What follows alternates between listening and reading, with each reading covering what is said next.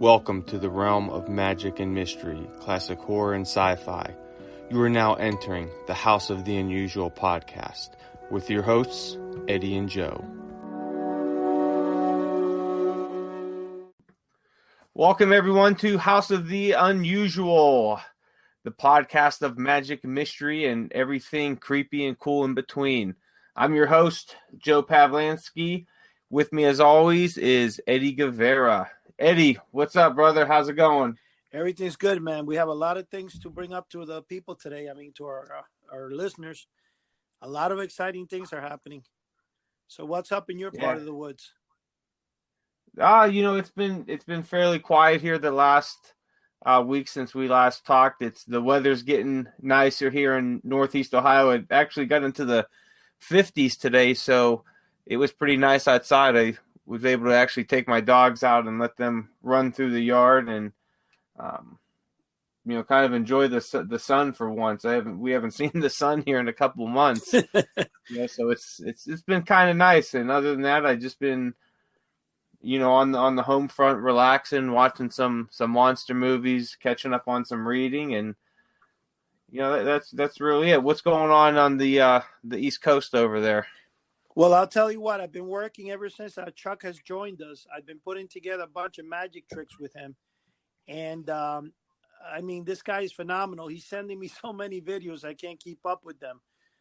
He actually sent me almost 10 videos this week alone.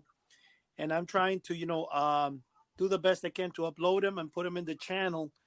And what I think it's going to be happening, I'm going to try to put one like every other day because I don't want to go say it exactly every day because it's going to overflood the channel and not everybody can watch the videos every single day. So right. I'm going to do like one day yes, one day no. But one thing I'm going to say, though, is we're developing a product line, Joe, and you know this.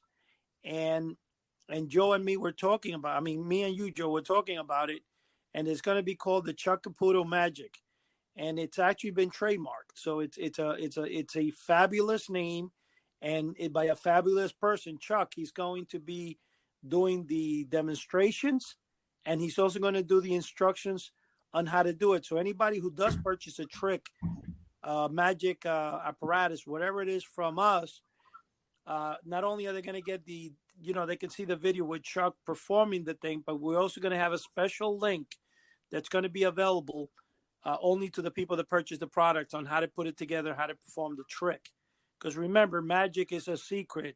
You can't tell anybody what you know, Right. And if anybody's wondering, we're on, all those videos are on YouTube. So go over to House of the Unusual on YouTube.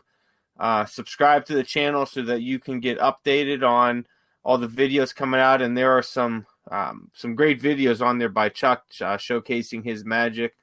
And you guys could also go back and check out some of our older videos and some of our video podcasts as well. But definitely go there, subscribe, give us a thumbs up, and that way we could keep doing what we do. And Chuck was supposed to be on the show tonight, but unfortunately his wife is going through some health issues. So everybody out there listening, give Chuck's wife some prayers. I believe her name's is it Sherry? Sherry, yes. And Sherry. What? We'll keep him in our prayers and keep her some prayers, well wishes, positive thoughts, everything, headed directed her way and Chuck's way, because they're a great team, and we want her to stay healthy and everything. Right. But that's all I got to say about that. And so what do we got on the menu for tonight, Eddie? I hear some scary sounds. Yeah, you know what? I'm on the right there. You hear it? That's the that's really cool. I was on the YouTube channel and I clicked the home button and the Josephie's talking skull came up. That is, I hope you guys all could hear it out there. Well, let me play it one more time for everyone out there. Just listen how cool it is. Hold on, here we go. It's gonna play right now.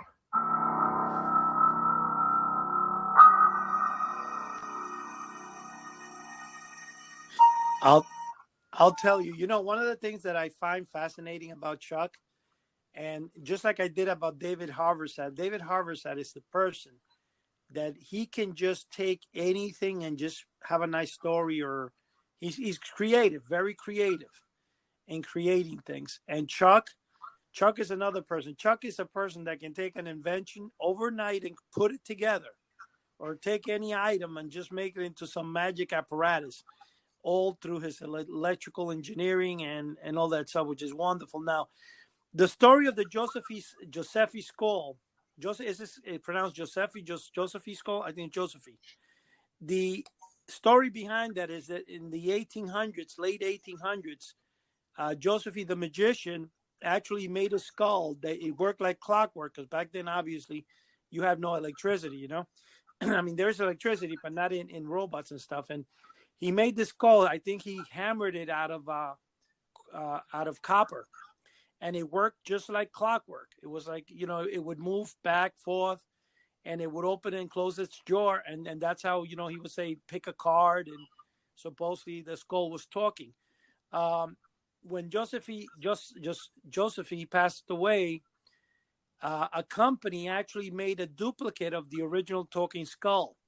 What's really creepy about it, which is a fact that I put on the video, is the fact that they used a real human skull that had never been done. And yeah, that was really, really creepy. I know Chuck really got in depth about it the last podcast on how it was made and, you know, the human aspect of it, and that was just an amazing story. Yeah, it was. And the best part about it was I couldn't believe they sold that for $14,000. And I'm thinking to myself, I wonder whose head that was. Yeah, really. But here's the whole thing. The whole thing is that we've created, or to the people, to the listeners, when I say we, it's me, Joe and Todd, and I'm sorry, and Chuck and Todd in assisting, and also Dave Harvesat. We've created a product line unlike any other. And what makes this different and stands out in the crowd is different is the fact that it's going to be magic tricks with a Halloween theme to it. It's going to have creepy, horror, magic, scary. It's going to be ghost magic, you know, the stuff that is really not done out there. Like there's a lot of ghost and stuff magic tricks, but this product line is going to be strictly a scary one. That's awesome. That's awesome. It's going to be phenomenal.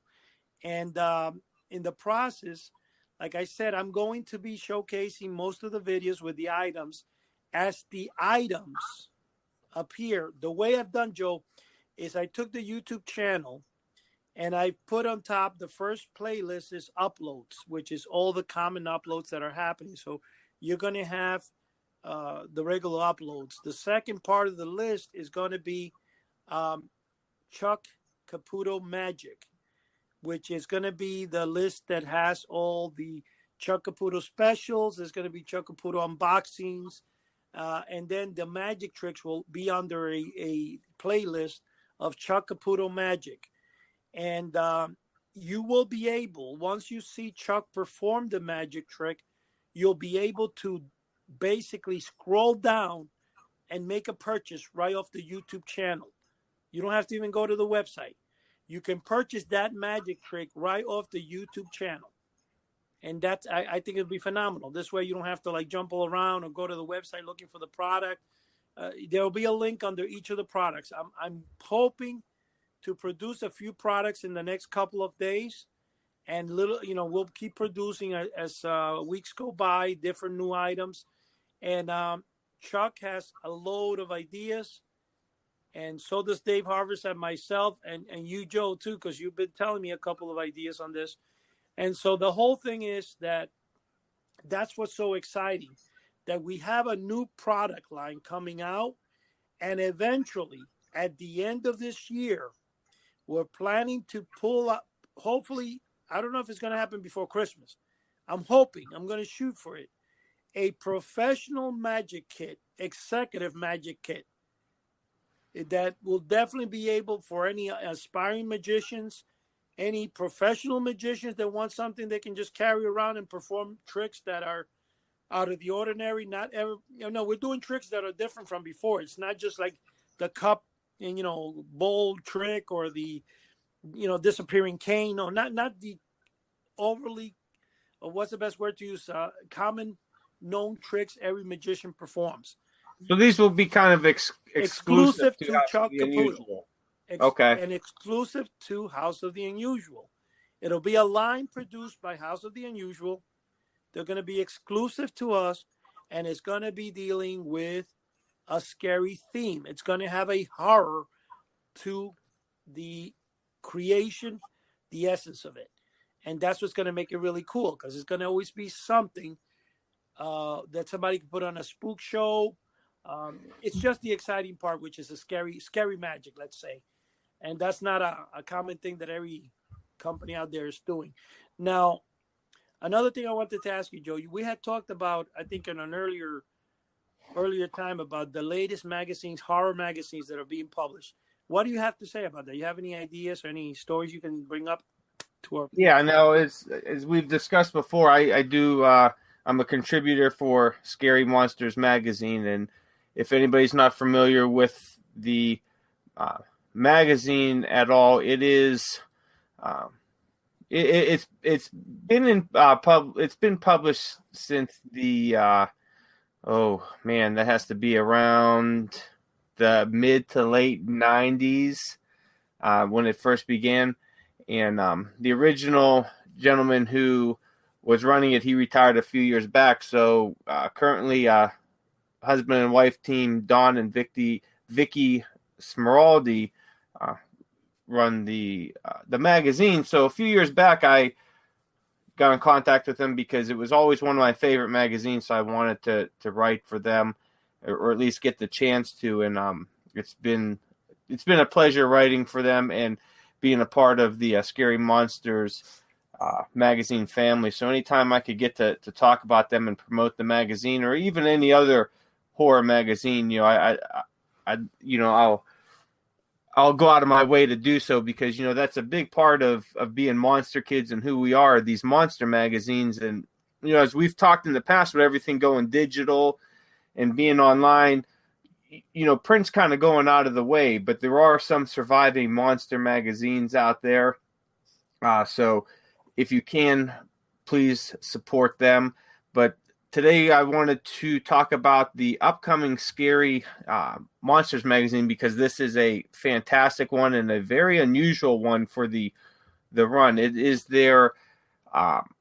it's issue number 120, and it is a Castle of Frankenstein tribute issue, and it's really cool. And what they wanted to do was kind of pay tribute to the old Castle of Frankenstein magazines, which I'm sure you read, back when you were younger. A lot of people out there are familiar with them too, and it is done exactly like how you remembered the old magazines. So issue number 120 was supposed to be out about a week ago, but they had some issues with the shipping. I can't remember who they went through with the shipping, but they actually lost the boxes after the printer was sending them back to them, and the boxes got lost. They told them it was either in Philadelphia or New Jersey. They didn't know which. However, they got the boxes, they got the magazines in hand, and orders are ready to go out. So check for issue number 120. Should be on the magazine stands very shortly, and it has a really awesome cover done by Scott Jackson, and it's a tribute to Boris Karloff as Mord the Executioner. He's holding a real sharpened axe, and it's from the 1939 movie Tower of London. It's a fantastic cover, and then on the back he has Klaus Kinski and Max Schreck's the 1979 and 1922 versions of Nosferatu. There's also a hint of Wild Frankenstein's Castle of Freaks, the evil Frankenstein square-headed monster played by Kiwi Kinston. So it's a fantastic cover. Scott Jackson just does amazing covers, and if you ever get to see him at a show or something, go up, say hi to him. He's a fantastic guy, very friendly, and just very knowledgeable of monster magazines. But there's a whole plethora of different articles in this. Some of them are talking about some classic monster movies or TV shows, and some are even talking about older articles that appeared in previous Castle of Frankenstein magazines from way back during the original run. Now I even have in this one, I'm trying to find it here. I have the PDF pulled up. I did an article for this one on old time radio, and when they initially wanted me to, it was real funny because when they initially wanted me to, do an article for this, I wasn't too familiar with Castle of Frankenstein. I had some of the magazines, but I didn't, I really didn't read too many of them. I read some articles here and there. So I really kind of dug into them, and it was funny because I really like old time radio. I'm not sure if you've ever listened to any of the old time programs, Eddie, or not. Oh gosh, I watched so many of them. It's crazy. So I've always been a fan of them, like X-1 and Lights Out. One of the best, I think, was who the Shadow. Oh yeah, I love the Shadow. I bought the whole set. Now the special that you wrote in this magazine, as I was listening to you, Joe, is basically on old shows. Yeah, it's on the old time radio shows. Did you mention our show? What's that? Did you mention our show? I mean, we are old folks, aren't we? Yeah. No. No. Yeah, maybe one day in the future someone will mention us on old time radio shows from the the 2020s. Oh my gosh. But this really concentrates on probably about the 1930s through the 50s. But what was funny is that when I was, and this is so coincidental, I grabbed my stack of Castle of Frankenstein magazines, and I'm looking through them, and I found this. It was a really cool cover of number 6, and it has a Medusa on it from the movie The Gorgon. So I'm like, oh, I'll check out this. I seen a picture of the Shadow on the bottom, so I actually kind of wanted to see what they had about the Shadow. I thought it might be for the pulps. Oh, excuse me. So, I seen that they did have something on the top, radio horrors and all that, but the Shadow's mainly what got me. So I found this article on there, and it was called Nostalgic Remembrances of Radio Fantasy, when all a fan needed was an Atwater Kent and a healthy imagination. Now, for all of our, maybe older listeners out there who were around, back when TV was just coming of age or wasn't even out yet, you had to sit around your radio and listen to these Theater of the Mind programs. So this gentleman that wrote the original article, Bob Stewart, he kind of laid out a lot of these programs that were, might have been forgotten at the time, because I believe this was the original one was printed in 65, if I'm not mistaken. So not much might have been known about these radio programs because you didn't have internet back then. There wasn't too many books on old time radio. So he was listing a lot of these shows. And I thought, man, it would be really nice to kind of catch up on some of these shows. But if there was somebody out there that didn't know much about old time radio and just wanted to listen to some of the horror ones, where would they start, or how would they go about looking? So what I decided to do was kind of pay tribute to Bob Stewart's original article and break down a lot of the shows that he had listed, and kind of just give a brief synopsis of them and some of like the better ones that were in there. So if you just wanted to check out, say, like Witch's Tale or Suspense, you could go there, maybe find one or two of the better shows. But some of the shows that I have listed are Dimension X, X-1, Lights Out, of course, which is one of my absolute favorites. Inner Sanctum Mystery, another one of my favorites. Witch's Tale, Drop Dead, Suspense, The Haunting Hour, which is a great one. The Shadow, like Eddie mentioned, which is a fantastic probably one of the best old time radio programs you could find. You also have Quiet Please, which was produced by Willis Cooper, who also did Lights Out. So you're getting another quality production there. You have Mercury Theater on the Air, Escape, The Black Chapel, The Black Castle, and there's there's so many more, but I kind of wanted to break it down. So if you're a horror fan and you wanted to get into old time radio, you could check this out, and you have a few titles and a few episodes there that you could directly go to and see if you like it or not. So there's that article, and there's a lot of different ones on there. There's an article on Tower of London, Nosferatu. There's an interview with Lynn Lugosi Sparks, talking about Dracula's 90th anniversary.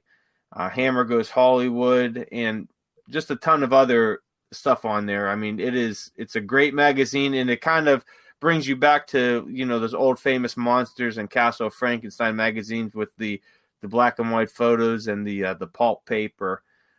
So if anybody's out there, if you haven't checked it out, head to your local Barnes and Nobles and grab a copy, or you could even go to mymoviemonsters.com, which is Scary Monsters magazine headquarters, and they have all the new and past magazines there. Now I'm sorry, go ahead, Eddie. I was gonna say also that I'm getting an echo here, I think. Hold on. Can you hear me? Yeah. Yeah, okay. No, what I was gonna say also is that one of the things when you were saying Castle Frankenstein, which I remember buying that magazine many times when I was young.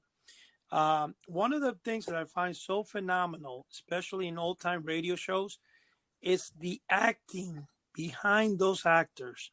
They could portray a story on the radio that actually you were able to listen to, and it somehow went like a movie in your head.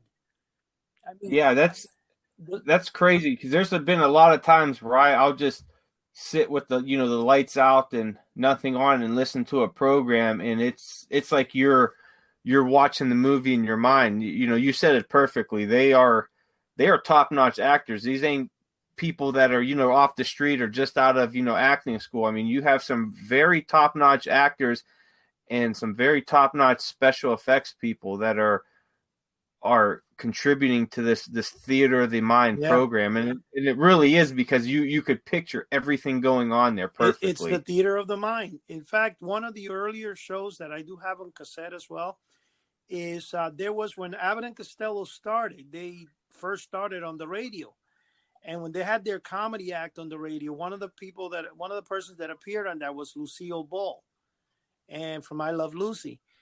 And she also appeared with the Marx Brothers and stuff like that. But it was phenomenal the way those people had the scripts written and how people would listen. And this is the whole funny thing.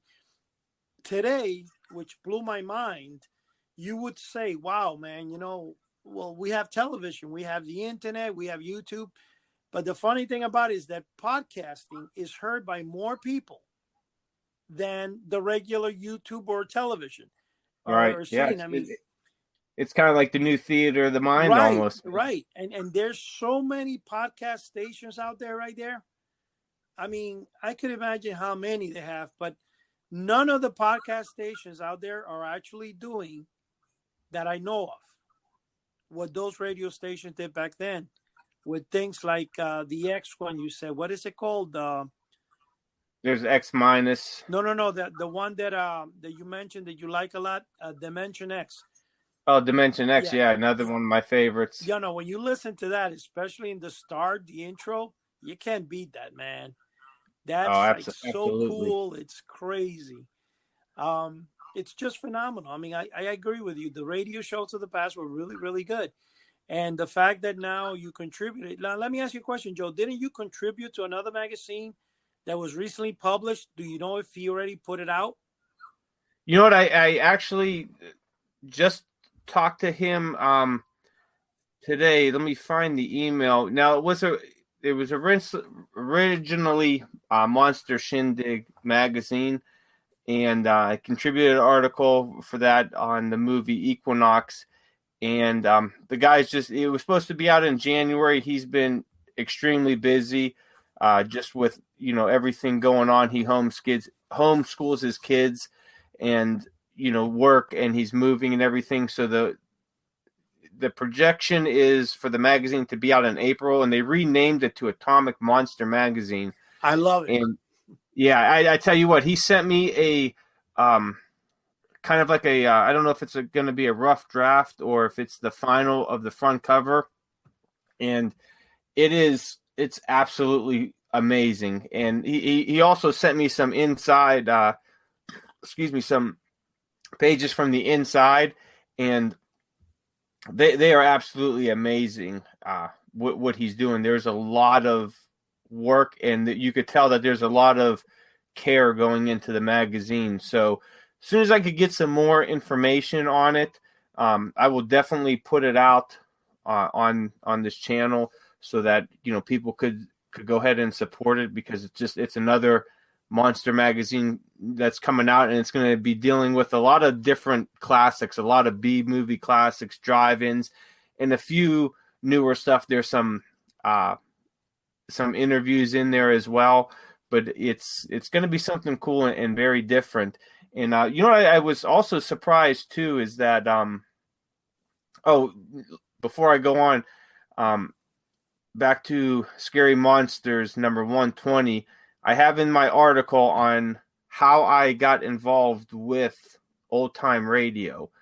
It actually starts off my article. So if you're interested out there, it's an amazing story, and I'll get more into it after the magazine comes out. But it's an amazing story on how I actually got into old time radio, and it happened while I was on deployment with the military.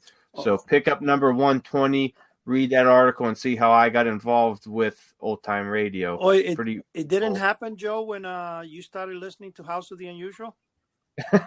Hopefully it does for a lot of people. What do you mean? No, the whole thing is, I'm saying, Joe, I got to tell you, that magazine, Atomic, I like the name. It's a lot better than the Shing Ding one, because that, I don't know, that name I didn't really like that much, but yeah, I didn't get. I mean, I got Monster Shindig because there was an old magazine, I think from the 70s, called Monster Shindig, and I think he was trying to redo it. Yeah, but Atomic Monster it's really cool, man. I can't wait for it to come out and for the cover set, because this cover, I'm looking at the cover right now, and when it's on the newsstands, it is going to it's going to blast out. You gotta send me a copy of that cover, Joe. I'm kind of curious. Yeah, I absolutely will. One thing I'm going to tell you though, Joe. Yeah. One thing that you kind of probably forgot is that you yourself have your very own magazine coming out soon. In fact, you already have the first issue. It's a mini version of any magazine. But as Joe one time, for the listeners out there, he convinced me to bring back Ghost Ship Times, and I think Ghost Ship Times started again. And our theme behind it was, classical monsters, classical folklore, classical legends. And it's going to be composed of a lot of exciting things. It's also going to have the history of magic. It's going to be, and Joe, I think it's going to launch soon, my friend. We already do have the first issue. I'm finishing up the product, and I think now with all this magical stuff that Chuck Caputo is doing, we're ready to launch soon. Now, do you have copies for sale of the original Ghost Ship Times? I have some. I have, I think, a copy for sale. Original copies I don't have left. I only have the downloadable version. Well, if people are out there and want an original copy, it's tough to find. I know if a few months, maybe over the summer, there was one on eBay that was for sale. But check eBay. That's probably the best way if you could find one. Like I said, there was one on there, and that went pretty quick. Yeah, well, the thing is, I just basically what happens, I sold all the last copies, and the last copy I actually found, I sent to you, Joe. So you might be one of the last people that owns one. And I got it bagged and boarded in my collection. So, but I wanted to move on real quickly. When I was at the bookstore the other day, I found another. Because I really want to bring up this magazine too, because they're doing some very interesting things coming up, which I think is great. And it's because sometimes magazines they get into a funk where they're just doing the same old thing over and over. I'm glad Scary Monsters is not like that. They're always doing something different and have a different theme. But some magazines will just talk about new movies and this and that. But this magazine I picked up, I really enjoyed the cover of it. It's called Horror Hound. It's been out for quite some time. They're on issue. Well, the one I picked up that was there was number 86. It's the winter 2020 issue. I believe the new one's already out, but if you could still find issue number 86, grab it because it's an amazing issue. It has a painting of the Invisible Man on the cover, and there is usually Horror Hound. They have a nice mix of kind of like new and old movies, TV shows, toys, and stuff in there. There's usually a decent mix, but this one they really have some classic articles in here. So they have this humongous article, several pages on the Invisible Man, written by John Kitley. It's a Horror Hound retrospective, and there are some fantastic photos in there of the lobby cards, the books, the toys, everything to do with the Invisible Man. Now, what was really surprising to me was prior to that article, a few pages before that, there's a Super 8 article. Now, I'm sure everybody out there remembers the Super 8, the Castle films and all that were out. They were, showed like a brief, maybe 15, 20 minutes of a film, usually didn't have, I don't think any of them had any sound, but they had some fantastic box art, and they're actually highly collectible now. If you could find them at, shows, they go for usually, $10-20 and up for any of the boxes. But there's a great article on that, and then there's another article on the Silent Screamers toys, which Mezco put out 20 years ago, and they did kind of like a not an updated version, but kind of like a they did like Nosferatu, Cabinet of Dr. Caligari, Frankenstein, but they kind of used the old, I guess, movie monsters, but they redesigned them a little bit, and they look absolutely fantastic. The paint job and the molding is very good. I remember picking them up when they first came out on the shelves at Toys R Us, and I actually still have them. So there's a few great articles in here, and they still have some on some newer movies, which I don't get too much into. But what's that? No, I was going to say one of the things that's really fantastic about that magazine, it's a very well done magazine, Horror Monsters, or horror I can't even pronounce the word now, Horror Hound, right? Isn't that published by the same company that makes the Haunting magazine or Haunted House magazine, something like that comes around the Halloween era? Isn't it? I'm not sure if they do that. I know what magazine you're talking about because I've picked it up, and I'm not sure if they do that one or not. I thought it was. I'm kind of like for some reason. I'd have to go through my magazines and find it and see if it's the same people. I mean, it very well could be. Horror Hound, yeah. Yeah. I'm almost positive, that it is. But one thing I'm going to tell you though, Joe. When you're talking about all these magazines and stuff, it shows how much people still love the era of the old stuff, especially with the Universal Monsters, which do so well. In fact, right now, between Polar Lights and another company, I think the other company is Polar Lights. Used to be the older name, I think. I think the other one, I forget. It's not Ertl or AMC. It's another company. They bought back a bunch of those original model kits, the ones from the Haunted Mansion and Pirates of the Caribbean. Of course, they call it the Haunted Manor, and they've it's the same kits that from the 1970s I had in my collection. And another thing I'm going to also tell you right now, they are selling some Universal Monster masks on. I mean, they're phenomenal, man. I bought 2 of them from the Creature from the Black Lagoon. It was like $69 a mask, but let me tell you, man. It's the best reproduction mask of the creature that I think I've seen till date. And, those things like that, especially with the articles where we're talking about this old time radio and stuff, I think there's like a resurgence again of all the classical monsters and fun stuff. And that's something that the people out there should look into because like anything that, it becomes a collection right away.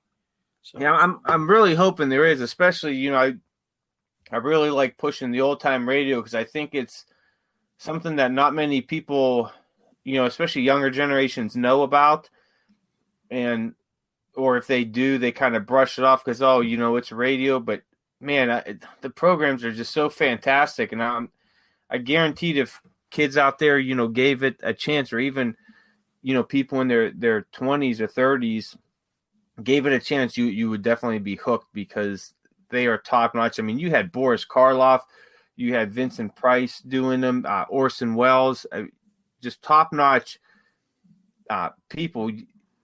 They're just amazing. I mean, sometimes there's some of them are better than some of the movies and shows that are out today, and a lot of these programs are almost inching on 100 years old. Let me tell you something. When you're talking about those programs, especially one of my favorite things, especially from all the programs from the past, is when they used to run the posters and do like the scary posters and movie posters from the 50s and 60s. I Right. recently acquired, I have one in my collection, but I acquired one in better condition of the House on Haunted Hill. It's the French version of the poster. The poster measures 67 by 47 by 63 inches. Let me tell you, man, this is a phenomenal poster. It's retailing on eBay now for between $3,000, $2,000, give or take. There's two people selling it for that price there. I was able to get it at a decent price, and then I went on to have it, and right now they're working on it. It's gonna get linen backed. So once it gets linen back, I'm working on an affordable. Uh, I hate to say frame because it's. I don't even know how I'm gonna be able to even get a frame of something that large. But the thing is, if you do frame it and stuff, it looks phenomenal. And that all goes back to the time, again, with the actors and everything. The way people did back in the 1950s and 60s, the way they put their heart and soul into what they were doing, whether it be old time radio, whether it be movies, it was phenomenal. It just really, and even the way they typecast the actors. Like, say, for example, let's use a good example, Gilligan's Island. Every character that played in that show was typecast like to the max. They're like super great. Same thing with the monsters. With they really took their time in getting the right actor for the role. Getting and today we look back and we're like, man, that actor couldn't do it. There couldn't be a better actor than that actor. You know what I'm saying?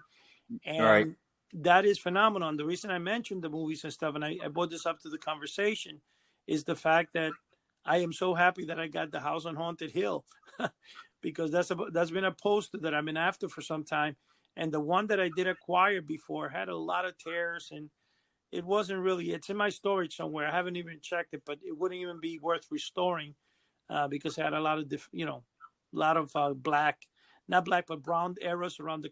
Because you got to remember, when people made posters at that time, they were for one-time use. They didn't think people were going to collect them. So the Right. first thing they Right. did is they folded them down. And what happens with fold after years? You're going to have where the fold line is. There's going to be a line that says it was folded. You're going to see that, Yep. and it's going to reflect over the entire image of the poster.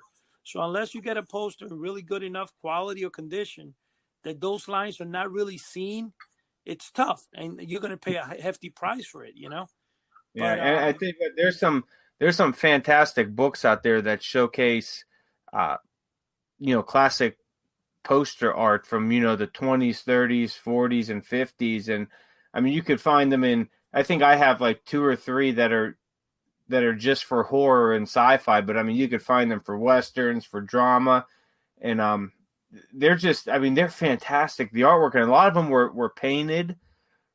So there it wasn't something that someone drew up on a computer real quick, or it wasn't just the actor's face in the same pose that you see in 300 other uh, posters that come out that year. I mean, these were action-packed photos, and a lot of the horror and sci-fi ones were scary as hell. You know what I mean? I mean, hey, they listen, were they looked real. It was phenomenal. But like you said, a lot of people folded them up because they didn't think they were going to be collectible. And then over the years, the chemicals in the paper on that fold started to break down, and the paper would break down. So you'd get a lot of tears or a lot of real brittle paper. So you have to watch, and it's really, really hard to find, a poster from that era, 20s, 30s, 40s that is in mint condition. And if you do, you're gonna, have to put your house down, your Your significant car, other, and your car and your first child for it. yeah, and sell your dog, you know. Yeah. Yeah, they're tough. I tell you what, a buddy of mine, and he kicks himself all the time. He had an original Creature from the Black Lagoon poster that he said it was in mint condition. I saw pictures of it that he took before he sold it, and it was in mint condition. It was unfolded, and he sold that in the 90s for, I think, around $20,000. And if you look at that now, I mean, it would be a couple 100,000, and he just kicks himself. But he had to sell it to, buy a house. He had a wife and 5 kids, so he had to do what he had to do. But man, if he would have had that now, he could have been in some serious cash. Well, here's one thing that's interesting when you say the Creature. I actually acquired one of the original posters of the Creature, but I'm not talking about the original from the 1960s film. I think they remade the films like in the early 70s, and they put out a 47 by 63 inch poster of the Creature in France. And I was able to obtain the poster at a very reasonable price. And you can tell it's more modern a little bit because the thickness of the paper used for the poster. But I'm going to tell you one thing, though. There's something interesting I always said about the Creature, Frankenstein, and Dracula. In my experience, Joe, in selling for years, those monsters, I found out that the Dracula is bought mostly by I don't know why. Bela Lugosi tends to be, when I sell them, I would say that out of 10, there'll be females who are buying it as compared to the male. And the Frankenstein is like 6 or 7 are male, and the rest are so you could see the male prefer the Frankenstein monster. But one thing that's unique about the Creature, now I'll tell you what I find it really interesting and unique at the same time, is the fact that there's not a huge following, but yet the following it does have, and this is the Creature now, will pay crazy amounts of prices for it. I've been selling a Creature from the Black Lagoon I've had for some time in my thing that I originally had printed for a trade show I did. And it's like the people love the Creature. And anytime the Creature comes out, if it's a mask, in fact, a good example in the 1970s when I was growing up, all cereal boxes, especially Post and General Mills. Now Post did Post Honeycombs, and General Mills did the monster cereals like Frankenberry, Boo Berry, Count Chocolate. Then they also had at one time they had Yummy Mummy, and they had one which was the werewolf. I forgot the name of the werewolf one. And those were all like deleted. The only ones that are still put out are Frankenberry, Count Chocolate, and they still put out Boo Berry, especially around the Halloween time. Boo Berry comes back in because Boo Berry, they stopped producing it for a couple of years, and then of course now collectors are demanding it, and it's there. And I used to love the commercials for the 3 cereals. But the point, I tell you what, speaking of those cereals, is what I found not too long ago, and I've been trying to find a decent one on eBay, was in 1987, they did a Count Chocula box where the Count, it's a big bowl of cereal on the front, and Count Chocula is on there, and standing behind them is Bela Lugosi holding a candle as Dracula. I have those boxes. Do you Yeah, I really? have almost. I mean, I've been collecting Boo. Yeah, I have those boxes. I need to know where, but I have them. And they have Bela Lugosi, and they have, I think, the Boris Karloff monster too. And you know what's so funny about those cereal though? What I was telling you, there was also a time that they had glow in the dark monster posters, and they were like 11 by 17. They weren't big posters. The Frankenstein, when it comes out on eBay, the Dracula, they'll go for $60, $75. The Creature always does about 180 and 240. So Oh yeah, you know what? I'm looking on here now, and I have never seen that one, but there's one that popped up for $400. Is the Frankenberry with the Boris Karloff Frankenstein on it. That's crazy. 400, that's a lot for the asking price. I mean, It's the only one on there too. I also have, see, when one other thing talking about, we started going into the premiums of cereals, and that's what made the cereals of the time so fun. It was funny. I hated cereal. I never ate them, but I would always tell my grandmother I would, or my mom, so they would buy it for me. And all I would do is, as soon as I got home, I stick my hand in the thing to get the toy, and that was the most exciting part. But one thing I was going to tell you, what do you call this one? The captain. He's a captain of the sea. Captain Crunch Captain Crunch. had a lot. Yeah. The best one that had the most like spooky ones were honeycombs. Honeycombs always had like the haunted house record on the back, or things, and they were so cool. There were like 4 or 5 different records put out. I have them all, by the way. Not the box themselves. I only have like one original box with the records still intact, but I do have all the records that they ever put out that are were in back of cereal boxes. But one thing I'm going to say though, especially with the the creature poster and all that, they also had iron-ons. There was also one set that were magic sets, and one of my favorite part with the magic set that they would have like different magic tricks inside each one is there was one that was like 2 little round things that were about the size of a 50-cent piece, and you put together like a little rabbit appeared in the middle, and I thought that was real cool. So as a kid, I really wanted that cereal to get that. Every time I bought it, it never had the one I wanted. But one thing I'm going to tell you, and this is so cool, back in the early 80s or mid 80s, or I don't know, maybe mid 90s, I don't remember the exact time. I'm not going to give it a time date on it, but Trix came out with this hypnotic box that had supposedly the rabbit was hypnotized, and they actually had on the cereal box the spiral eyes for the rabbit, which kind of was like the hypnocoin that they used to sell in the 60s. And I purchased that box, and then I had learned the trick, which was really, it worked out for me. But back then, anything you order from a cereal would take 6 to 8 weeks to get, just like the old mail order days. And they started the second one, the second box they put out in the series had the rabbit wearing this hypno glasses that you can get free by sending away for them. You had to pay like, I think, $6.95 for shipping, which of course probably counted for the price of the item and the shipping. And what I did was I ordered it, but then I wanted more than one pair. So obviously, this is the funny part. I would call up the company and say, hey, I ordered this like 2 months ago and I haven't gotten it. I would send them the copy of the receipt and they would send me another one. So I wound up getting like 3 that way, And, as a collector, you try to do everything under the sun. That's just kind of like one day, Indiana Jones and the Temple of Doom, when they find the Ark of the Covenant of God and stuff there, they would tell you that you could get this one that was like 13 inches, and which now sells on eBay for like $300-400, which is crazy. But you had to buy 5 action figures, and each action figure would have part of a coupon.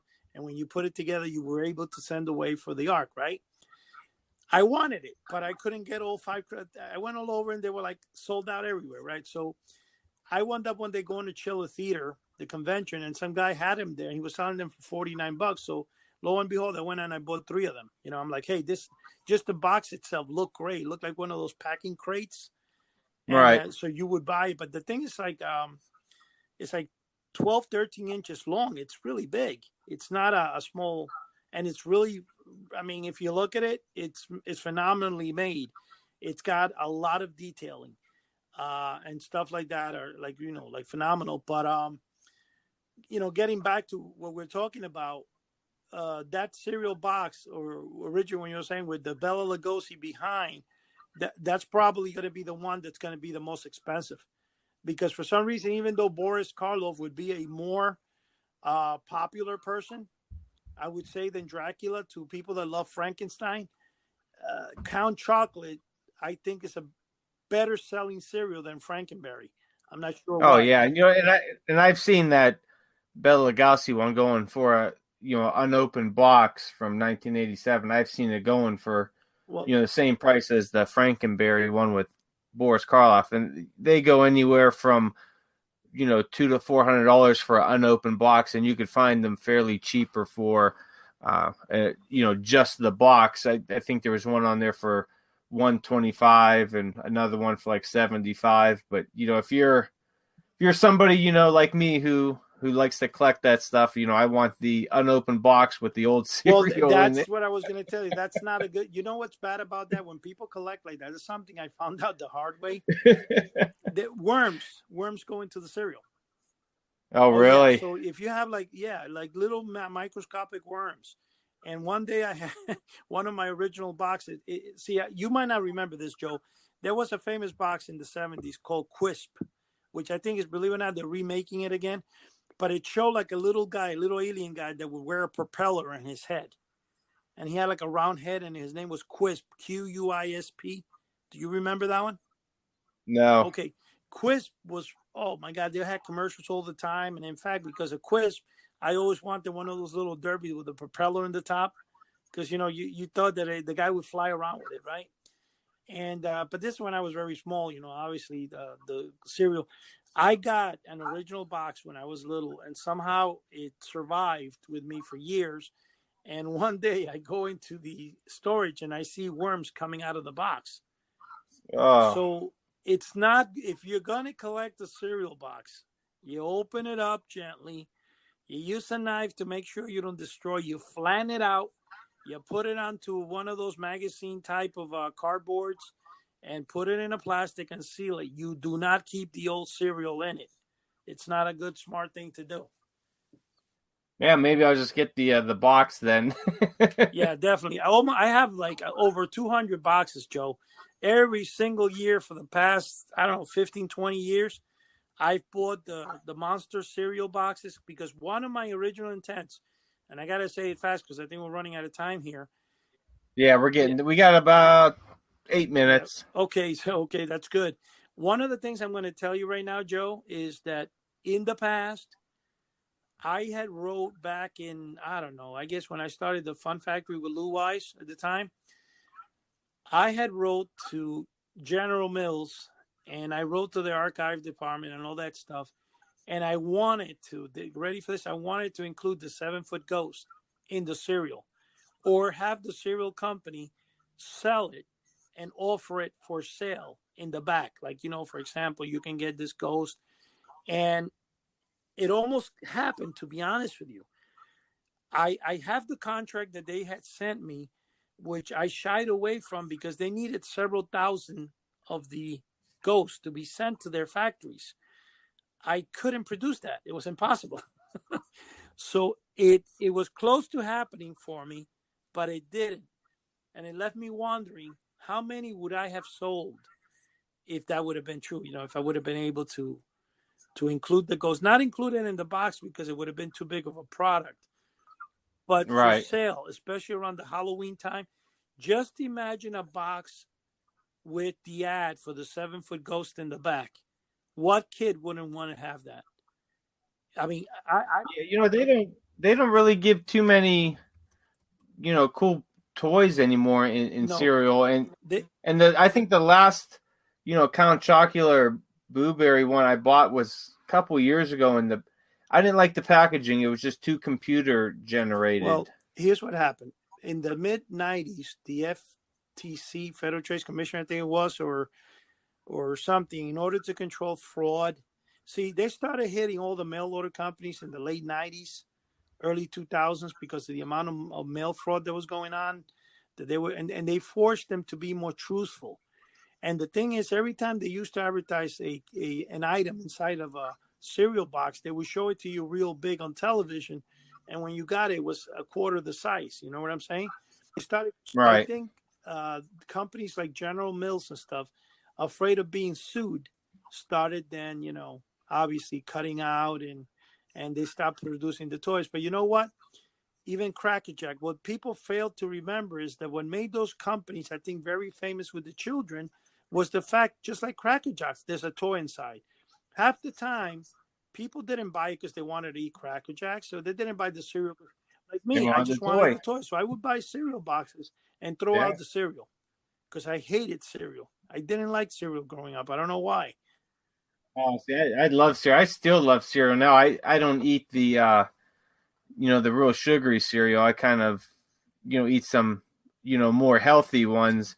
But I love cereal, and I just It doesn't seem the same. I remember that, kind of like the heyday in the 80s with cereal where it was real big, and they even had Saturday morning cartoons based on the cereal. And so you'd be sitting there eating your Flintstones Fruity Pebbles while watching the Flintstones, and then you have the toy in there. You might have a little maze on the back you could, do, or some jokes or something. But now it's just kind of Well, boring, that's it what I'm seems. saying.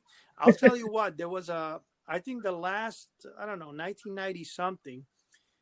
Post Honeycombs offered uh, a couple of boxes. They offered one that when you open it up, it had on the top of the box a sound module that would sound like a ghost. So it was, this box is haunted. So when you opened up the box would make like like that, scary sound. I have three of those. Okay, it's still in mint condition. I'm surprised the battery still works in the thing. But I mean, those boxes sell today for over $200-300 on eBay. And then the other one was they also offered another box that you were able to send away for a horror cassette tape. And with the cassette tape, I think it was like $4.95. They also sent you a cassette player, like one of those Walkmans. And I got Yeah. that. I have it still in its mint box with the original cassette, and I have Oh, the wow. cereal that had that, and that was phenomenal. And then another one, which was I think it was awesome. They had one that had a free haunted house inside, but it was like a board game, and you open it up, and it's like a big poster, and you're supposed to cut the pieces out. Yeah, yeah. I mean, it was fun stuff that was included in there. Of course, cheap stuff, but it was fun. And even to this day, when I see around Halloween, I love to go to the cereal section. But the problem with it that I found is, well, every time, I guess there's a lot of people like me and you, Joe, because every time I go, I found out that they put out the Halloween edition boxes like in the middle of September. Because every time you go, Yeah, I noticed that too. And like, I don't know how the stores are around you or anybody else out there, but like, I really have to hunt for those boxes, and they're usually not with the regular cereal. They're on some type of, end of the aisle, end cap on the aisle, tucked away, next to like the soups or something. yeah, And it's really weird how I they mean, have them. I got Lucky Charms and Cheerios. They do really nice, especially Captain Crunch. They do very nice Halloween editions of them. But like you said, man, every time now I go get them early September because I already, as soon as, anytime I go into a supermarket, like my favorite part of the supermarket was the cereal aisle because I went there to see what toys were inside. And I remember as a Yeah. kid, that's the first thing I wanted, the cereal. And, I got to tell you, I go into the cereal aisle every single time, every single week. And the first thing I'm always looking at is, does it have a toy inside? Even today. And and it's you know what, Well, my Joe, it's man, something we should think about as House of the Unusual. We should think about approaching those companies again. I'd like to see an Eddie and Joe cereal with, on a special occasion we could have a Todd Machin cereal with sea monkey flavored little pieces. But hey, we are coming down at the top of the program here. We got about 2 minutes left. So let's wrap it up, and I want to thank everybody out there for joining us. Head over to your favorite podcast place where you listen to podcasts, I guess, Anchor or iTunes or whatever else is out there. Search for House of the Unusual and subscribe to us so you could listen to us two knuckleheads every week talk about, weird and unusual stuff from magic to monsters and whatever else comes across our brains. And we always have, some cool guests, here and there that come in. And definitely head over to YouTube, subscribe to our channel, House of the Unusual, because Eddie's always posting some awesome videos up there, and you get to see some of the magic that Chuck Caputo is doing as well. And you could also go back and check out some of our old video casts, which were really great. And we'll be doing some more of those in the future, some special ones. And then 100% definitely go over to houseoftheunusual.com. It is an awesome website that Eddie's put together. It is free to join. There's a free mailing list. You could talk to people in the forum. We have different blogs that are up, and there's a direct link to the podcast on there, direct link to the shop, and to all of our social media. So it is a great place where you could find this. So Eddie, what do you got for us? We got about No, the 30 last thing I was going to seconds. say, for any listeners out there that do use iTunes, we would appreciate that you give us the 5 stars reviews on those. We have a couple, but the more the better, because it promotes our show even more. The other thing I was just going to finally say, remember, there's a whole new product line. And guys, we haven't forgotten, we also have another line for pirates coming soon. And that's going to probably be headed by Dave Allen, the treasure guy, who we had on our show once, 3 times actually, in the live podcast. You could see him on YouTube when we were doing live podcasts through there as well. But anyway, other than that, Joe, I'm done. You have a beautiful day, brother, and take care. All right.